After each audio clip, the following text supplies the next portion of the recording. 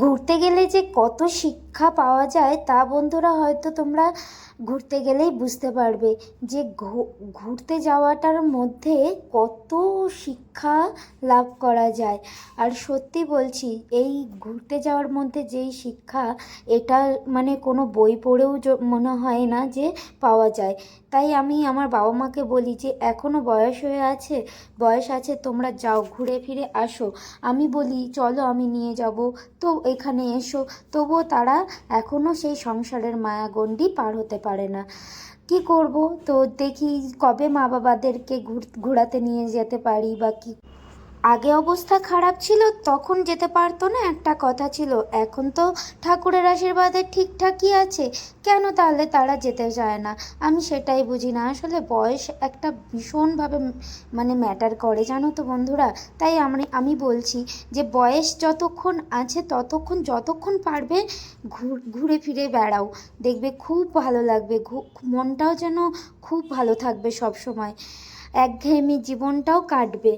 আর এটাই আমি আমার বাবা মাকে তো সব সময়ই বলি, সব সময় না পারো অন্তত বছরে একটা করে বড় ট্যুর তো দিতেই পারো, না হলে 6 মাসে একবার। তো হ্যালো বন্ধুরা, কেমন আছো সবাই? আশা করি সবাই খুব ভালো আছো। আমিও কিন্তু খুব ভালো আছি। চলে এলাম একটা নতুন ভিডিও নিয়ে।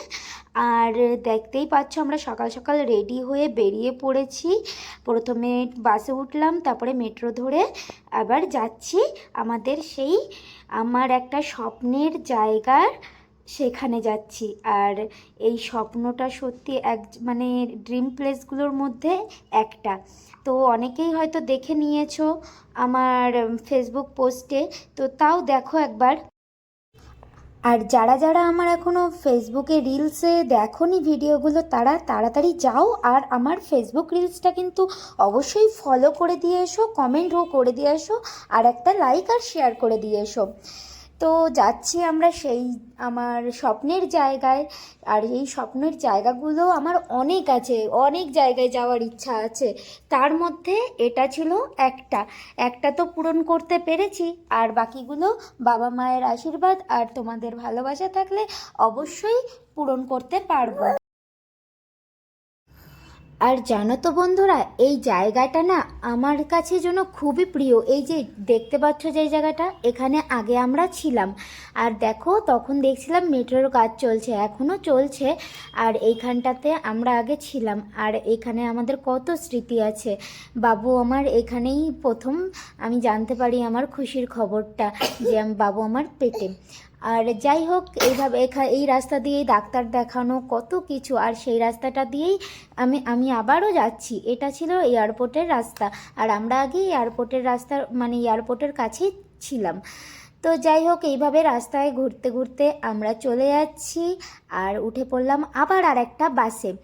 তো এই বাসে আমরা যে খুব মজা করেছিলাম, মজা করতে করতে আসলাম। তারপরে আমাদের মেন যেই জায়গাটায় যাওয়ার জন্য আমরা আবারও আর একটা বাসে উঠলাম, মানে আমরা 3-4টে বাসে উঠেছি। এটার জন্য আরেকটা পরে ভিডিও বানিয়ে দেবো তোমাদেরকে। তো ভিডিওটা অনেক বড় হয়ে যাবে, তোমরা কিন্তু ভিডিওটা প্রত্যেকটা পার্ট দেখতে থাকবে, আর প্রত্যেকটা পার্টই আসবে এক এক করে। আর দেখো আমার চোখ মুখ পুরো রোদে গরমে কালো হয়ে গেছিলাম পুরো। তারপরে আবার ভোরবেলা 4টের সময় উঠে আমি রেডি হয়েছি, জানো। তারপরে তৃষানও খুব মজা করছিল, আনন্দ করছিল। আর দেখো জানলা দিয়ে ও খুব আনন্দ করেছে, ও মেন উদ্দেশ্য ওকে নিয়ে বাইরে বেরোনো। তো এইভাবেই আমরা ঘুরতে ঘুরতে গেছিলাম, খুব মজা করেছি। আর এর পরের পার্টটা কিন্তু অবশ্যই দেখো।